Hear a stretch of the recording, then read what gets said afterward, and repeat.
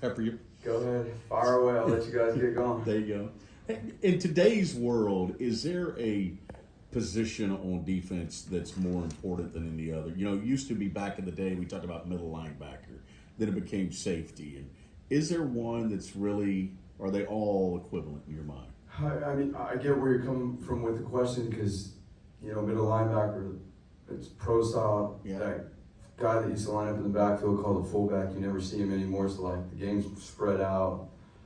You know, you got to be able to run and play in space, playing the alleys cover. So, safety's in when the game gets spread out. And obviously, you got to cover the corner. So, I would say that, you know, the way where the game's going right now, because everything comes back full circle, teams are running the ball. Last year, teams made an emphasis to run the ball. And in football, you know, a few years before that, things got a little pass happy. But as the trends go, the teams that have played for the national championship in college have been teams that have run the ball and stopped the run. And, you know, in the NFL too, the Eagles run the ball really well. So to answer your question, I think it's all levels. There's a high priority on the front guys and the D linemen to, you know, to get after the pocket, pass rush, and you're not pass rushing if you can't stop the run. And those guys are a huge part of it. They're, you know, obviously the front line of defense.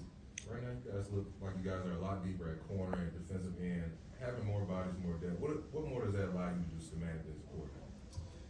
Well, it keeps them fresh too. That's the number one deal. It's always nice to have depth, you know, that you can build dependable depth with. We got a lot of guys that have played a lot of football, and some young guys that we want to play a lot of football. So, you know, we're in a position right now where the guys have been pretty consistent with how they showed up to practice, you know, in all the different situations. We're up through down and distance situations, third downs, third and longs, extra longs today, into 2 minute. And so, you know, the young guys are learning football. They're learning how to play these situations and how techniques adjust, and whether it be up front or at the corner position. But it's always nice to have, you know, a few guys out there that can do it, especially when you got to cover the wide receivers we do. Are you happy with the progress? It's year 2 in your system. It looks like everyone's playing fast. Are you happy with the progress of them just retaining all the information? Yeah, I would say too, like with what's going on the field right now and how they're competing and how they're playing, there's plenty of things that we need to get cleaned up, and we got to keep growing and all that. But it's fun to see what they're doing on the field right now. It's different, and you would expect that in year number 2. They know the system. They know the details of it, and now they're able to focus more too on learning offense and how, you know, our defensive schematics when we're in certain things and how they apply to offenses and what are the strengths, what are the weaknesses. And the thing that's really exciting to see is what happens before we get on the field and the process and the habits these guys have now and how they prepare and study and how they work together. And they're here early and asking questions and ready to go when we get on the field. It's a fun group to work with. What have you seen from Avery and Vernon so far coming back from those injuries from last year? Yeah, those guys have done a good job. It's exciting to see them back on the field. And they're guys that, you know, obviously can help us compete each and every week. And it's good to see, you know, Abe has played a lot of football, you know, and Vernon is on his way to playing a lot of football. And we're really excited about where they're at. And they're, you know, we modified their reps a little bit in the first round of practices, the first 3 practices. They're going now, and it's a blessing that they're back out there. Coach Dykes has talked about just Ed Small and Jacoby Hayes, some young guys. Are there any young guys on defense, maybe any true freshmen or younger redshirt guys that are just, you're looking back and say, hey man, he's making a lot of progress? Yeah, we you know, well, first it helps that we get a lot of these guys here in January now, right? So this is, for a lot of these freshmen, it's the 5th, 6th time they're going through the install, which is great for them because it's time to put it together and compete. And you want to see, you know, guys like Ed on offense going out there and doing it. Jacoby, those 2 guys have definitely flashed. You know, guys that are getting and got a lot of reps in the spring, like John Schobel, you know, and have done a really good job. You know, and a guy that's in his 2nd year, but Tristan's done a really good job on the D-line and coming together. He looks way different than he did last year, and we need to build the depth on the D-line, so that helps tremendously there. But just even new guys to the program, like Kylan Jackson, his 1st year in the program, and he's a younger player, and to have him, you know, at nickel with AJ and build the depth there has been really, really good. With Kylan in particular, what did you kind of see on film that made you guys want to bring him into the program? You know, he plays fast. He's explosive. he likes to attack the line of scrimmage. He's physical. And so when we see those things and you're looking for a nickel, he has the ability to, to cover and play man, zone techniques. When you're looking at a nickel, nickel's got to do a lot of things. He's got to be one of the best athletes on the field. He's got to cover these slots, like Jacoby and, Ed and those guys that can run and they're shifty and they got speed, but then he's got to cover a tight end. He's got to fit on a tight end on the edge. He's got to be able to, apply pressure to the pocket and things like that. So it's a lot. You're looking for a well-rounded guy in terms of being an athlete and real good feel in space and being able to adjust. You talk about where you are in fall camp and how you're progressing with install this year versus last year, but when do you start to lock in on week 1 in North Carolina, and are you delegating some of that now? Just what's your process and kind of balancing all your responsibilities at this point? So in fall camp, up until when we start school, it's really what we would refer to as camp practices.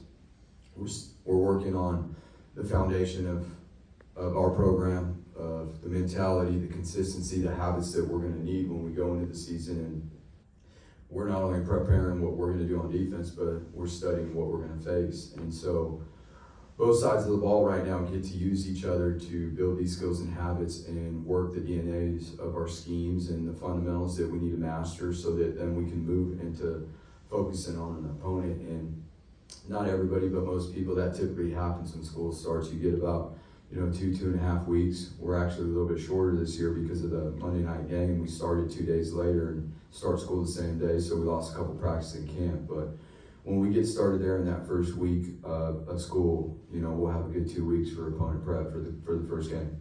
That linebacker group with Namdi and Caleb and Max, 3 really good linebackers. You added another piece with Thiessen coming in.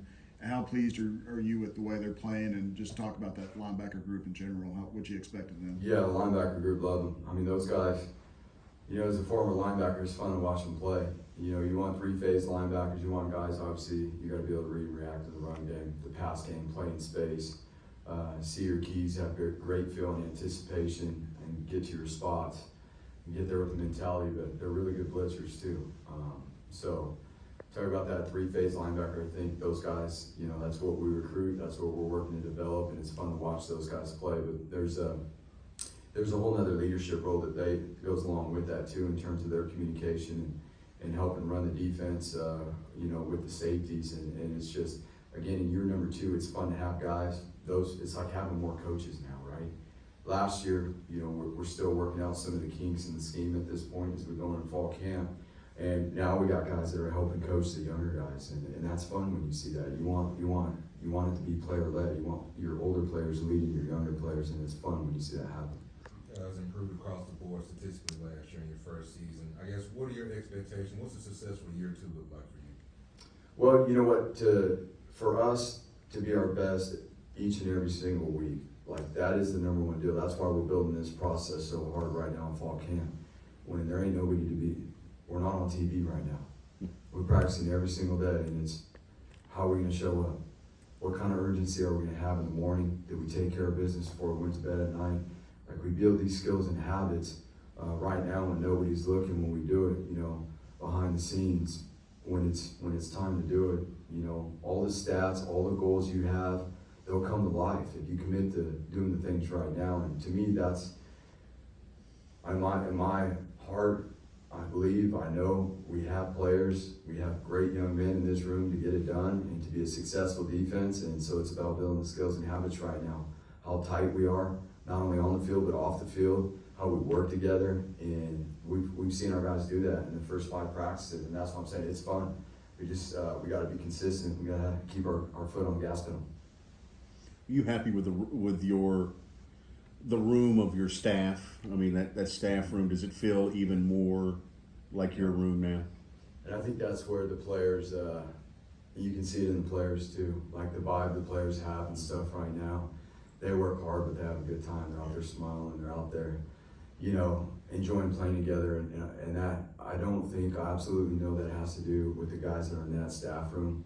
How they're teaching them, number 1, it starts with how they love them, how they take care of them, how they're helping them try to grow as young men, on top of the things that they're learning in football, how they're growing, how they're developing, mentally and physically. And so, you know, we're very fortunate. I think that's a big part of this game now, you know, especially when you start to look at the players. We don't have a lot of, you know, movement in the portal and things like that here at TCU, but I think the amount of transactions in football, one of the biggest things is just, you know, having a great vibe on your team and being unified, and that's at a really, really good place right now. You talk about your staff. Obviously, there's a former TCU secondary member on your staff. How much has J. Lou contributed to that vibe and that, you know, that feeling in those rooms? Yeah, there's something to be said when you got, you know, guys like J. Lou and the staff room that have played here, and you know, we get to learn from him on the traditions and when things happen. You know, there's story time. It's football, right? So story time about the things here at TCU, his experiences, the things he learned from the older guys when he was a younger guy, and that's the beautiful thing about college football. You know, I think there's just, even though there is the transfer portal now and all those things, there's just a purity to it where, like, you're playing for a school, and when you belong to that school, you take on the traditions, you take on the things that are important to that school. And so to have guys like that, and, you know, quite frankly too, like for J. Lou, I love the dude, and I think he's going to be a hell of a football coach. He's a great football coach young coach that we pour into, because we want him to be great as a coach too. We give him as much responsibility in our operation as we do as we've ever gave any young coach.